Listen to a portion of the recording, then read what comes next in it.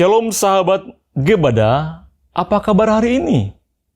Senang sekali dapat bertemu dengan saudara-saudari semua dalam gerakan baca dengar Alkitab atau Gebada.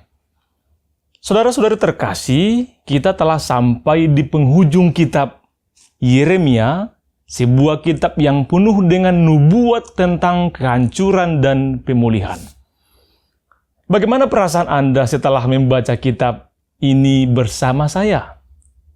Bagi saya pribadi, membaca kembali kitab Yeremia kali ini membawa saya pada perenungan yang mendalam. Saya terharu dengan kasih sayang Tuhan yang tak terhingga kepada bangsa Israel. Meskipun mereka berkali-kali melakukan kesalahan dan tidak taat kepadanya. Bacaan firman Tuhan hari ini adalah Yeremia pasal 52. Pasal ini menceritakan peristiwa-peristiwa yang terjadi di akhir kejatuhan Yerusalem dan bangsa Yehuda. Pasal 51 diakhiri dengan kalimat "sampai disinilah". Kalimat ini memang terasa seperti penutup, sehingga pasal 52 mungkin terasa seperti tambahan.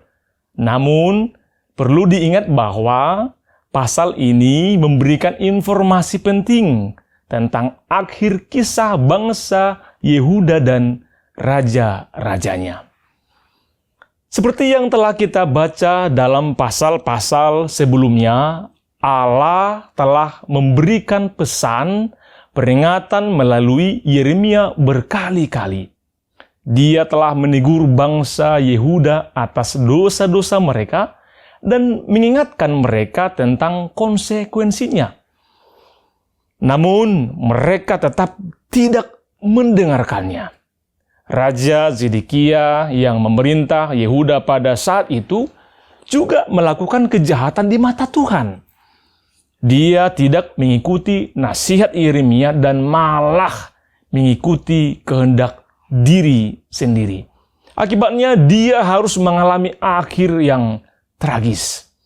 Sesuai dengan firman Allah, bait suci di Yerusalem akhirnya dihancurkan. Bangsa Yehuda menjadi tawanan dan diusir dari tanah mereka. Raja Nebukadnezar membawa sejumlah besar tawanan ke Babel. Di tengah tragedi ini, kita melihat secercah harapan.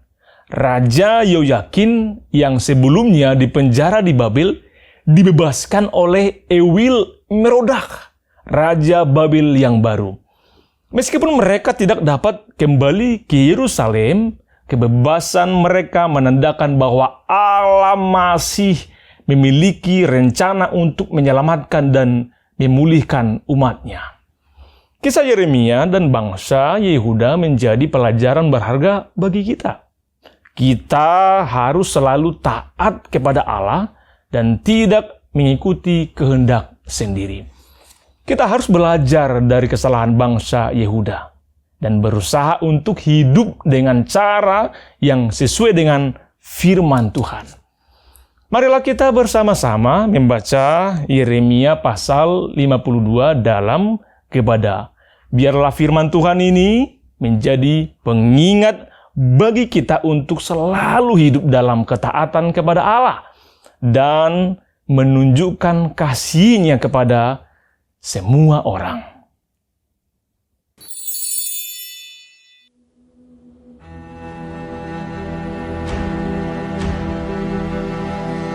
Zedekia berumur 21 tahun pada waktu ia menjadi raja, dan 11 tahun lamanya ia memerintah di Yerusalem. Nama ibunya ialah Hamutal binti Yeremia dari Libna. Ia melakukan apa yang jahat di mata Tuhan, tepat seperti yang telah dilakukan Yoyakim. Sebab oleh karena murka Tuhanlah hal itu terjadi terhadap Yerusalem dan Yehuda, yakni bahwa ia sampai membuang mereka dari hadapannya. Zedekia memberontak terhadap Raja Babel. Maka pada tahun ke-9 dari pemerintahannya, dalam bulan yang ke-10, pada tanggal 10 bulan itu, datanglah Nebukadnezar Raja Babel dengan segala tentaranya menyerang Yerusalem. Berkemalah mereka mengepungnya, dan didirikan merekalah tembok pengepungan sekelilingnya. Demikianlah kota itu terkepung sampai tahun yang ke-11 pemerintahan Raja Zedekia. Pada tanggal 9 bulan yang ke-4, ketika kelaparan sudah merajalela di kota itu, dan tidak ada lagi makanan pada rakyat negeri itu, maka dibelah oranglah tembok kota itu. Melihat hal itu, maka melarikan dirilah raja dengan semua tentara, meninggalkan kota itu pada waktu malam melalui pintu gerbang antara kedua tembok yang ada di dekat taman raja, sekalipun orang Kasdim mengepung kota itu sekeliling.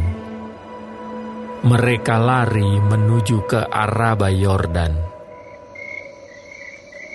Tetapi tentara Kasdim itu mengejar raja dari belakang dan mencapai Zedekia di dataran Yeriko. Segala tentaranya telah berserak-serak meninggalkan dia. Mereka menangkap raja dan membawa dia ke Ribla di tanah Hamat kepada Raja Babel yang menjatuhkan hukuman atas dia. Raja Babel menyuruh menyembelih anak-anak Zedekia di depan matanya. Juga semua pemuka Yehuda disembelihnya di Ribla. Kemudian mata Zedekia dibutakannya, lalu ia dibelenggu dengan rantai tembaga. Kemudian Raja Babel membawa dia ke Babel dan menaruhnya dalam rumah hukuman sampai kepada hari matinya. Dalam bulan yang ke-5, pada tanggal 10 bulan itu, itulah tahun ke-19 pemerintahan Nebukadnezar Raja Babel. Datanglah Nebuzaradan, kepala pasukan pengawal, yang melayani Raja Babel ke Yerusalem. Ia membakar rumah Tuhan, rumah raja, dan segala rumah di Yerusalem. Segala rumah orang-orang besar dibakarnya dengan api. Segala tembok sekeliling kota Yerusalem dirobohkan oleh tentara Kasdim yang ada bersama-sama dengan kepala pasukan pengawal itu. Sebagian dari orang-orang yang paling lemah dan sisa-sisa rakyat yang masih tinggal di kota itu, dan pembelot-pembelot yang menyeberang ke pihak Raja Babel, dan sisa-sisa para pekerja tangan, diangkut ke dalam pembuangan oleh Nebuzaradan, kepala pasukan pengawal itu. Hanya beberapa orang miskin dari negeri itu ditinggalkan oleh Nebuzaradan, kepala pasukan pengawal itu, untuk menjadi tukang-tukang kebun anggur dan peladang-peladang. Juga tiang-tiang tembaga yang ada di rumah Tuhan, dan kereta penopang, dan laut tembaga yang ada di rumah Tuhan, dipecahkan oleh orang Kasdim, dan seluruh tembaganya diangkut mereka ke Babel. Kuali-kuali, penyodok-penyodok, pisau-pisau, bokor-bokor penyiraman, dan cawan-cawan dan segala perkakas tembaga yang dipakai untuk menyelenggarakan kebaktian diambil mereka. Juga pasu-pasu, perbaraan-perbaraan, bokor-bokor penyiraman, kuali-kuali, kandil-kandil, cawan-cawan, dan piala-piala, baik segala yang dari emas maupun segala yang dari perak, diambil oleh kepala pasukan pengawal itu.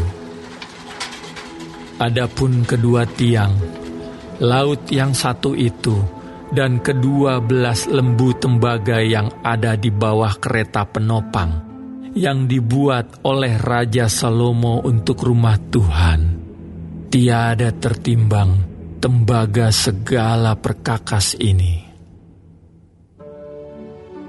Adapun tiang-tiang itu, satu tiang 18 hasta tingginya, dan dapat dililit oleh tali yang 12 hasta panjangnya. Tebalnya 4 jari dan geronggang dari dalam. Di atasnya ada ganja dari tembaga. Tinggi ganja yang satu itu 5 hasta, dan jala-jala dan buah-buah delima ada di atas ganja itu sekeliling. Semuanya dari tembaga. Dan tiang yang kedua seperti itu juga. Mengenai buah delima, ada 96 buah delima yang merupakan gambar timbul. Seluruhnya buah-buah delima itu ada 100 pada jala-jala itu berkeliling. Lalu kepala pasukan pengawal itu menangkap Seraya, imam kepala, dan Zefanya, imam tingkat 2, dan ketiga orang penjaga pintu. Dari kota itu ditangkapnya seorang pegawai istana yang diangkat mengepalai prajurit-prajurit, dan 7 orang pelayan pribadi raja yang terdapat di kota itu, dan panitera panglima tentara yang mengerahkan rakyat negeri menjadi tentara, dan 60 orang dari rakyat negeri yang terdapat di tengah-tengah kota itu. Nebuzaradan, kepala pasukan pengawal, menangkap mereka dan membawa mereka kepada Raja Babel di Ribla. Lalu Raja Babel menyuruh membunuh mereka di Ribla di tanah Hamat. Demikianlah orang Yehuda diangkut ke dalam pembuangan dari tanahnya. Inilah jumlah rakyat yang diangkut ke dalam pembuangan oleh Nebuzaradan dalam tahun ke-7. 3.023 orang Yehuda. Dalam tahun ke-18 zaman Nebukadnezar, 832 jiwa dari Yerusalem. Dalam tahun ke-23 zaman Nebukadnezar, diangkut ke dalam pembuangan oleh Nebuzaradan, kepala pasukan pengawal, 745 jiwa orang Yehuda, seluruhnya berjumlah 4.600 jiwa. Kemudian dalam tahun ke-37 sesudah Yoyakin Raja Yehuda dibuang, dalam bulan yang ke-12 pada tanggal 25 bulan itu, maka Ewil Merodak, Raja Babel, dalam tahun ia menjadi raja, menunjukkan belas kasihannya kepada Yoyakin Raja Yehuda dengan melepaskannya dari penjara.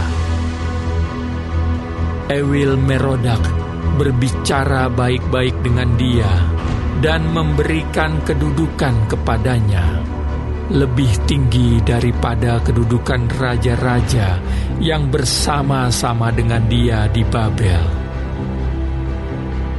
Yoyakin boleh mengganti pakaian penjaranya dan boleh selalu makan roti di hadapan raja selama hidupnya. Dan tentang belanjanya, Raja Babel selalu memberikannya kepadanya sekadar yang perlu tiap-tiap hari selama hidupnya sampai hari matinya.